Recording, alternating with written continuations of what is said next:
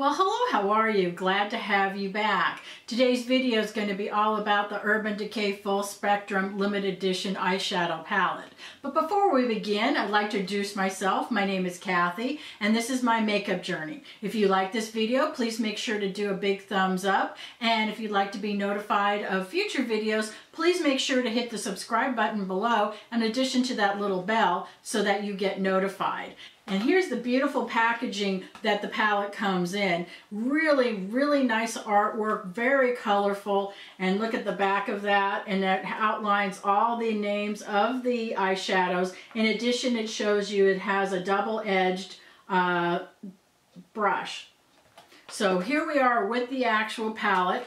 As you can see, it's nice and hefty, really weighty, and it's a nice hard plastic, very cute, but just, it's very interesting that it has all these, striped palette on the outside, horizontal. It's very textured, and then it has raised up Urban Decay in jewel tones with, that says Full Spectrum on the bottom. One of the things I want to give note to is that if you want to stack this, it might be a little challenge because of this raised here with the lettering. But just keep that in mind if you're how you're gonna store this. But anyways, let's take a peek at this. You open it up.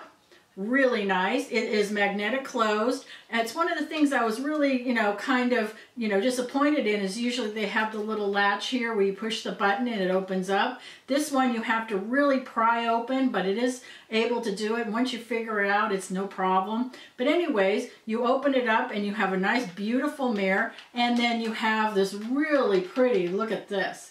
Oh my goodness, look at those colors right there. And really attractive. You can see that it's 21 different colors in here, and it has a beautiful double-edged brush here, as you can see. Very nice. Let me flip it up there. Really nice. One is a shader brush and one is a flat, shorter brush. But you're very nice to have them in the Urban Decay palettes.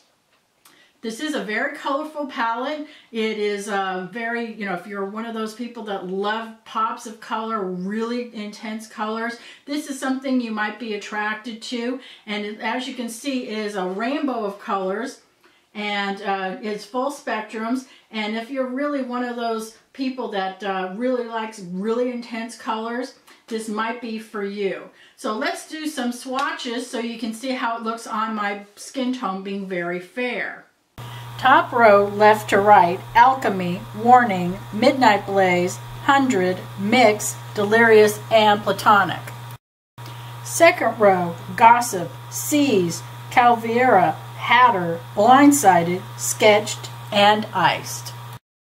Bottom row, Paranoia, Jones, Goldmine, Mean, Metamorphosis, Faded, and Bump.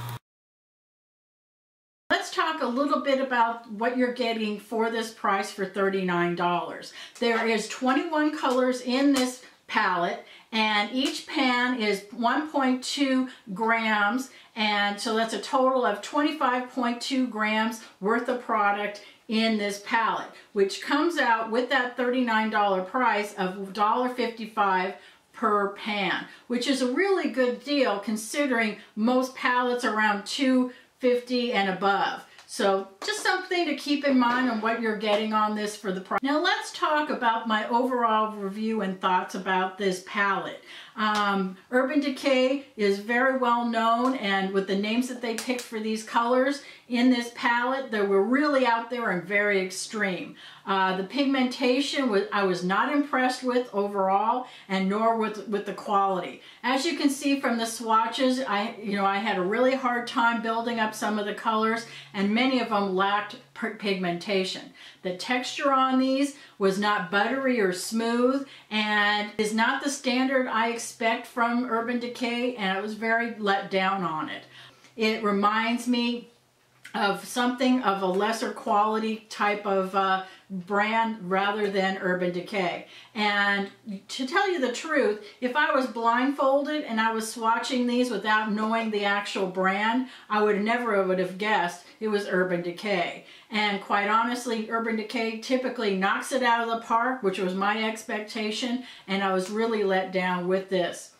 And also, this is basically the least performing palette that I've incurred on this. The only way I was able to make these colors work was to use a sticky primer or to use a white base to get those colors popping. But even then, with those swatches I was doing, it took a lot to get them built up to even get the colors showing. So overall, I'm very disappointed with the quality and the pigmentation, and not really up to my standards. I hope that you find this video helpful, and see you next time.